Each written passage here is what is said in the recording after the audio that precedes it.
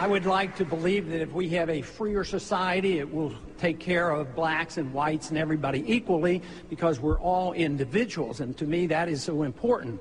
But if we had equal justice under the law, I think it would be a big improvement. If we had probably a repeal of most of the federal laws on drugs and the unfairness on how blacks are treated with these drug laws, it would be a tremendous improvement. Congressman Paul.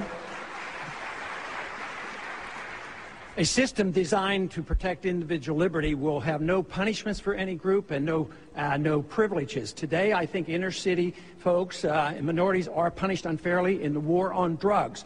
For instance, blacks make up 14% of those who use drugs, yet 36% of those arrested are blacks, and it ends up that 63% of those who finally end up in prison are blacks. This has to change. We don't have to have more courts and more prisons. We need to repeal the whole war on drugs. It isn't working.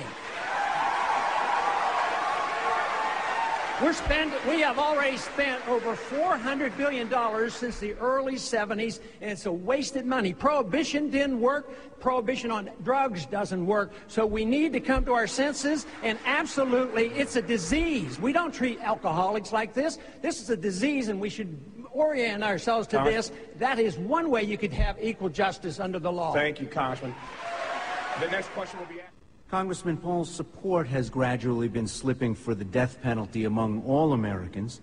The Pew Forum on Religion and Public Life reports a large majority of whites still support capital punishment, while blacks and Latinos do not. Now, I know this is mostly a state function, but the president does appoint appellate judges and, of course, the highest appellate judges in the land, the Supreme Court justices who often review death penalty cases. Do you think the death penalty is carried out justly in the United States? And do you want to see it continued during your presidency? 30 seconds, Congressman.